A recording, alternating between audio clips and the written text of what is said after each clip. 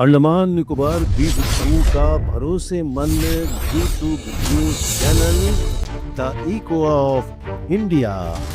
नमस्कार, the echo of India news channel में आपका स्वागत है। मैं राकेश चंद्रलाल। मैं इस वक्त खड़ा हूं जो main tourist spot carbon scope में, और आप देख सकते हैं कि अभी फ़िलहाल जो टूरिस्ट सीज़न इतना नहीं है, बहुत कम संख्या में टूरिस्ट आते हैं, लेकिन क्योंकि अब अगस्त का महीना 15 अगस्त पार हो चुका है, 16 अगस्त है, फिर आगे सितंबर, अब जो है टूरिस्ट सीज़न जो है एक पीक सीज़न आने वाला है। और ऐसे में कार्बन स्कोप एक मुख्य पर्यटक होने के नाते यहाँ पर जो वही वाहनों की संख्या है, पर्यटकों की संख्या निस्संदेह यहाँ पर बढ़ेगी, क्योंकि जितने भी टूर ऑपरेटर हैं, जितने भी लोग हैं, स्थानीय लोग हैं, सब यहाँ पर कार्बन स्कोप में आते हैं। और जब आते हैं तो अपने वाहनों के साथ आते हैं, पर्यटक आते हैं, सब आते हैं। तो यहाँ पर वाहनों को पार्क करने के बाद सबसे बड़ी विडंबना ये है कि यहाँ पर जो रास्ता बहुत ही सुंदर तरीके से रास्ते को तो बनाया गया है। लोग 15 अगस्त का दिन हमने देखा था कि मतलब पूरे के पूरे फ्लैग पॉइंट से लेकर कार्बन स्कोप तक पैर रखने की जगह नहीं थी, काफ़ी लोग आते हैं। लेकिन यहाँ पर सबसे बड़ी विडंबना यह है कि सामने से जितनी भी गाड़ियाँ आती है, और यहाँ से फिर जब गाड़ियों के होता है रफ्तार, जब दोनों तरफ से गाड़ियाँ चलती है, तो यहाँ पर सारी गाड़ियाँ, यहाँ पर टूरिस्ट आते हैं, यहाँ पर उनको ड्रॉप किया जाता है। ड्रॉप करने के बाद में गाड़ी आगे चले जाते हैं। और ये जो सामने का इलाका आपको दिखाई दे रहा है, ये एक पार्किंग क्षेत्र है, और ये लिमिटेड पार्किंग क्षेत्र है। यहाँ पर ज़्यादा वाहन खड़े नहीं किए जा सकते हैं।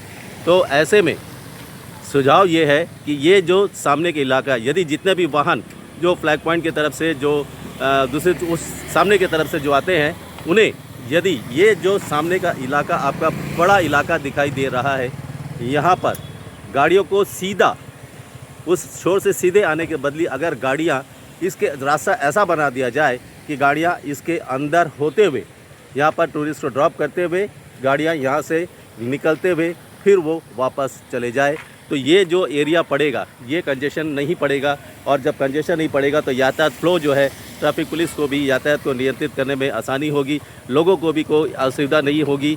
और ये बड़ा इलाका जो सामने का दिखाई दे रहा है, यहाँ पर कितने टूरिस्ट के व्हीकल खड़ा हो सकते हैं, आप अंदाज़ा ला सकते हैं। लिमिटेड एरिया है पार्किंग के लिए, और तो यहाँ पर वाहनों की संख्या कम मात्रा में हो सकती है। लेकिन यदि हम इस क्षेत्र को डेवलप कर दें, और इस क्षेत्र को यदि, ये तो सुझाव है हमारा कि यदि इस क्षेत्र को भी पार्किंग क्षेत्र के रूप में यहाँ पर इसे विकसित कर दिया जाए, तो जो वाहन जो रास्ते में खड़े होते हैं, ये जो है रास्ता जो है क्लीन रहेगा, और यहाँ पर कई सारे वाहनों को खड़ा करने के लिए अनुमति मिल जाएगी, यहाँ पर पार्किंग करने की जगह हो जाएगी। बहुत सुंदर तरीके से कार्बन स्कोप को डेवलप किया गया है। निस्संदेह आप देख सकते हैं कि अभी भी ये 16 अगस्त की शाम के समय है, मैं यहाँ पर रिकॉर्डिंग कर रहा हूँ, तो अभी भी कितने लोग यहाँ पर आते हैं, और भी डेवलपमेंट यहाँ पर चल रहा है। लेकिन सबसे बड़ी समस्या तब होती है जब यहाँ पर पर्यटक सीज़न स्टार्ट होता है, और जब पर्यटक आते हैं तो बड़ी संख्या में पर्यटक यहाँ पर आते हैं, घूमने के लिए आते हैं, और आए दिन कोई ना कोई फंक्शन, क्योंकि प्रशासन हमारा जो है all weather monsoon, all weather tourism को बढ़ावा दे रहा है। तो ऐसे में आए दिन कुछ ना कुछ यहाँ पर कार्यक्रम चलते रहते हैं। तो उस समय उस भीड़भाड़ को, उन वाहनों की संख्या को नियंत्रित करने के लिए यदि इस क्षेत्र को विकसित कर दिया जाए, पार्किंग एरिया के रूप में यदि इसे विकसित कर दिया जाए, इसे डेवलप कर दिया जाए, तो जो वाहन रास्ते में खड़े होते हैं उन्हें रास्ते में खड़ा करने की आवश्यकता नहीं पड़ेगी।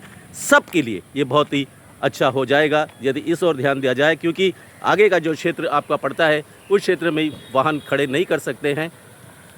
तो ऐसे में ये सुझाव है, अगर इसको पार्किंग क्षेत्र में डेवलप कर दिया जाए इस क्षेत्र को, तो बहुत ही अच्छा हो जाएगा। बहुत बहुत धन्यवाद, नमस्कार। अंडमान निकोबार द्वीप समूह का भरोसेमंद YouTube news channel the echo of India.